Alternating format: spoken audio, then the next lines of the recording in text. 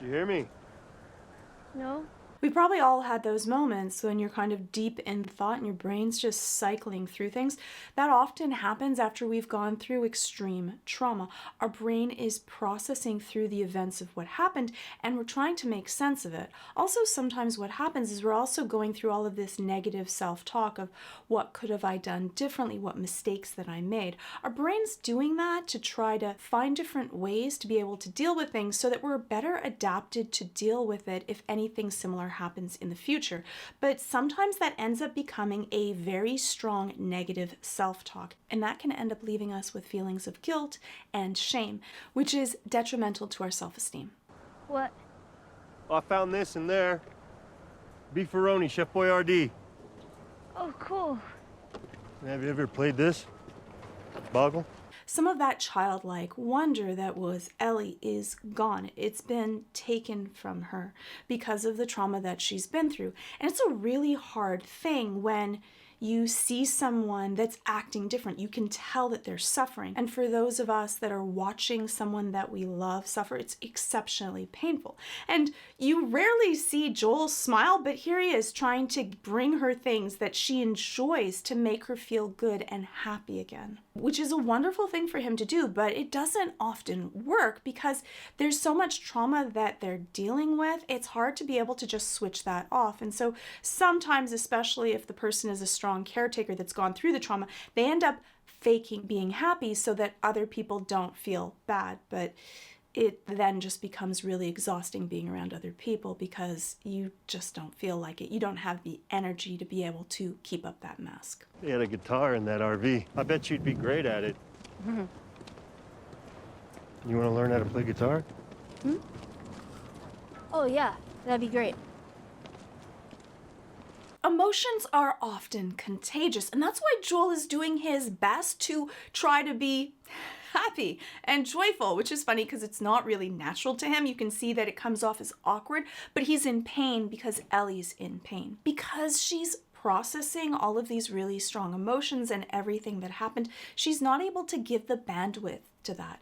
And so because of it, she's not really there. Part of her is somewhere else, kind of distance. You can't really reach that. What is good is that they're moving, they're doing something, they're talking about mindless things. Also, going through small repetitious actions can also be helpful because if you're doing something else, some of your mind is in that activity. So you're not getting swamped within the trauma. And that's why for some people, they need to take time off work. And for other people, staying at work and doing things is actually the best thing for them. I think that we need to be really respectful, that even though we may not agree or understand the way that someone processes trauma, that this may be the best way that they know and this may be helpful for them.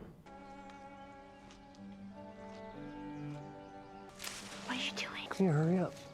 Come on. Hey there. I really loved that they placed this scene in the show. To be able to help Ellie deal with the trauma, animals can be really healing. So can be going out into nature. Kind of brings us back to our roots. It allows us to know that there are other things out there in the world and think about something else. And this beautiful interaction that she has with the giraffes is just so sweet and soothing. And it fully, for that moment, takes her mind off of the trauma that she went through. And giving yourself that time to not have to process it can be really healing to allow us to let go. Though not for everyone, for some people, they want to be able to process it. And so it's kind of that give and take depending on what's working and not working for you. And that's why, especially if you're dealing with very complex trauma, it's often best to do that with someone that is trained therapeutically because it's often not even the trauma that you dealt with, but what remains within you, what are the thoughts and your interpretation of how you handled the events that can either make you feel better or worse.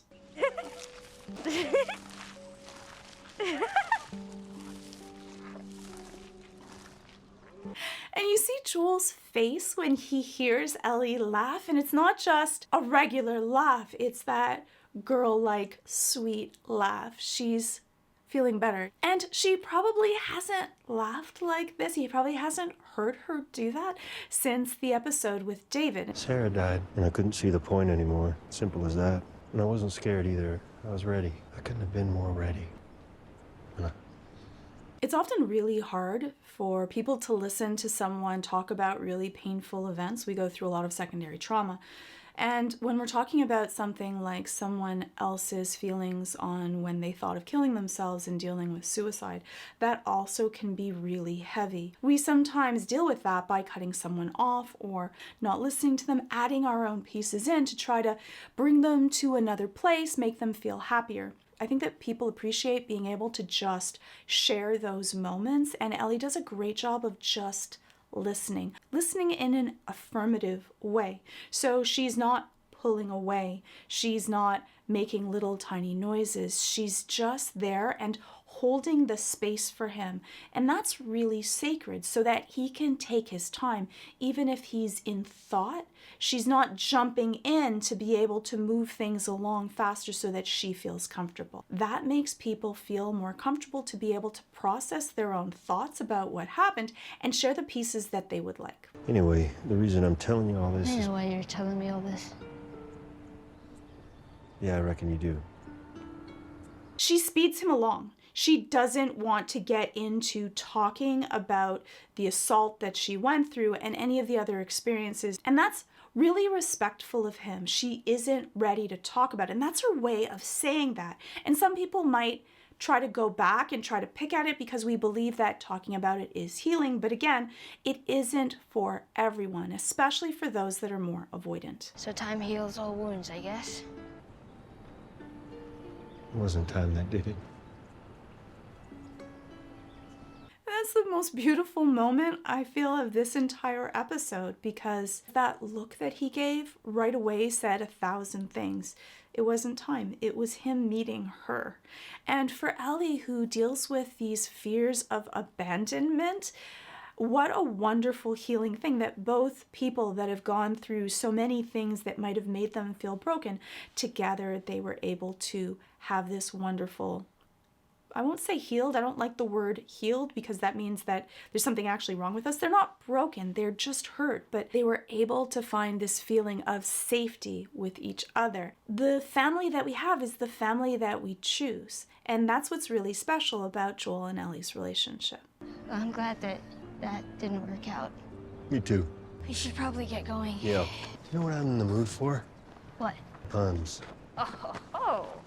And that is often the way that two avoidant people deal with really deep emotions. They kind of go through as deep as they can. They both have an understanding, and then they both decide, because they both are feeling uncomfortable with the levels of emotion that they're dealing with because they're avoidant, and when they're dealing with really heavy, difficult subjects, they often get overloaded. And so both of them kind of agree, okay, that was good, let's move on and deal with something else. And then they go through a distraction, something that they'll feel a different emotion instead of feeling that heaviness of dealing with their relationship and where they are. They go back to a safe place. So they kind of go outside of their comfort zone for a little tiny moment and then head back to their safe zone, which is other moments that were fun, like going through their puns and being able to laugh. And that's actually really healthy for avoidant people. They don't stay into the distress for so long that they get overloaded.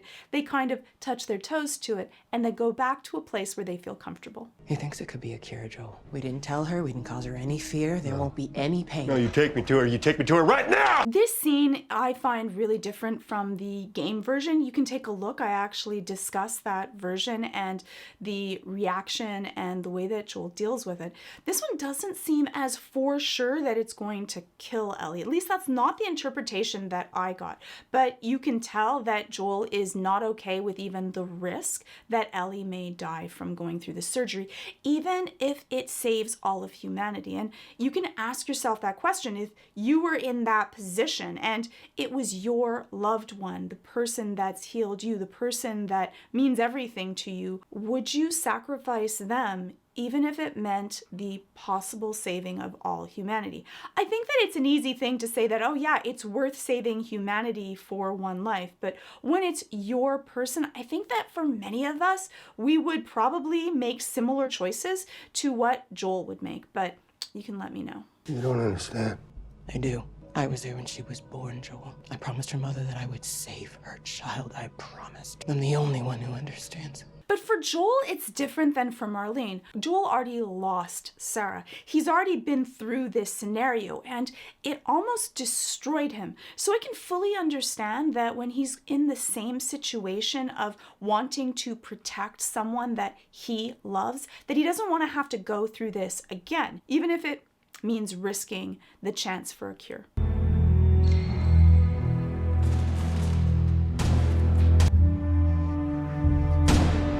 Now we see Joel when his back is up against the wall. You might say, well, how is Joel suddenly such a great fighter? He has amazing accuracy. There's no pause or flinching. It's a really interesting thing, but it's the difference between mastery and novice of a skill. When we've mastered a skill, under stress, when the pressure is on, we're actually better at it. We don't need to think. That's what happens when you've mastered something. Thinking actually will make you slower. When you're not that good at something, when you're new at it, then you actually need to be really calm in order to perform really well. When you're under a lot of pressure or a stressful situation, you actually perform worse. And so for Joel, he doesn't care if he lives or dies, he's going to try to protect her. So he doesn't even think about his own safety. So he's going to take risks because he's fighting for something that's greater than himself. Versus the people that are there, they're defending against something and someone that they don't even know for a cause. But for Joel, it's personal. Unhook her. How did you get in here? I won't let you take her. Unhook her. And that kill was different. He shot the doctor cold blood directly in the head, and like his little tiny scalpel wasn't even a risk. This was personal, and for me, I really read it as this was the person that was going to hurt Ellie, and he's not just trying to stop them, like, which is what I think that he felt with the other soldiers, that if he let any of them live, they might have come after him and they were a risk to her safety.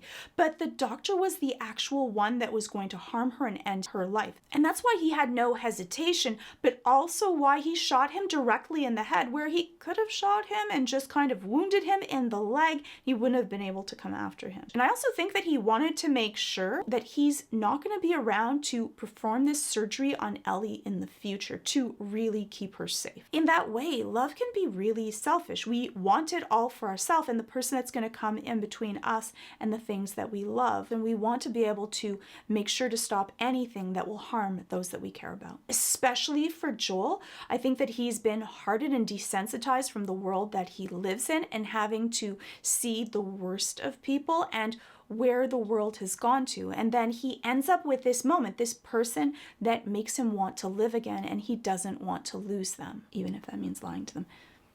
They were running some tests on you, and some others. Turns out there's a whole lot more like you. The doctors, they couldn't make any of it work. They've stopped looking for a cure. That want to be able to keep Ellie safe, he knows that Ellie would probably choose, even if it meant her death, to be able to go back. And that's why he kills Marlene, because one is Marlene's a huge threat. She may tell other people, they may keep on searching for her, but Ellie may actually choose to go back if given that option. He's making this choice for her. She isn't the one that's been given that option. Similar to when Marlene said that she didn't have to worry, she doesn't know, and Ellie didn't get that choice either. He's also making that choice for her. And as a parental figure, we often do that for our children. But I think also, especially in Ellie's case and everything that she's been through, I don't know how fair it is for him to make such a life-altering choice that she's gonna have to live with. But he doesn't care. Well, maybe that's not what you want. Swear to me that everything you said about the Fireflies is true. I swear. Okay. I think that inside, Ellie really knows that Joel would do anything to protect her, and that means even wiping out all of the fireflies to keep her safe. Yes, he lies directly to her, but I don't think that he feels like he has any choice in that matter. If he says anything else, she may bolt and she may end up dead. And he can't go through losing another daughter. The interesting thing is that I think that Ellie's personality type is really similar to Joel's, and if their places were switched, I think she would do exactly the same thing. Though you might disagree with me, you can let me know in the comments below. I have a video that I'll link somewhere where we actually go through this ending in the video game and the differences in my feelings to it. So you can check that out also. Surviving hordes of infected may be something which shapes a character, but if you're looking to create your own character, then you may be better off with today's sponsor, World Anvil. As someone who's battled with cave trolls in dungeons, run in the shadows, hammered wars, and basically played RPGs all my life, today's sponsor, World Anvil, is so incredibly perfect. Whether you're game mastering, game planning, writing, doing all kinds of world building, World Anvil has you covered with 25 amazing article templates that you can use to create wiki-style presentations, interactive maps, chronicles with interactive timelines, so you can literally map out events across time and space. If you're playing D&D like me, World Anvil supports 5th edition and other systems. You can also create your own world to really bring your campaigns to life. Even if you're dealing with a cordyceps lich lord, it will make killing those that are infected easy as pie. And if you have to get ready for the apocalypse, you may as well start out prepared. Just saying. And is there no Last of Us RPG game out yet? Well, you might as well just create your own with World Anvil and let me know about it. World Anvil has all the best tools to help you write, organize, enjoy, publish rich settings with complex characters. You get to world build and manage your story in a single platform. The world building is fun even if you're not making a module. It's a cornucopia of every RPG player's dreams. Are your papers all over the place? Have you ever lost a character sheet? It's so painful. You don't have to worry with World Anvil. It has one website to rule them all and keep them safe at the same time. You can sign up completely for free, but if you're watching this video, you can try out World Anvil for a limited time to get 40% off its annual membership using the code Georgia Dow. Just click on the link in the description and use the code Georgia Dow. Clicking on that link really does help out this channel, so thank you. And for more videos on your favorite shows and the psychology of them, I hope to see you in the next video. I hope that you enjoyed the series as much as I did. Let me know your thoughts in the comments below.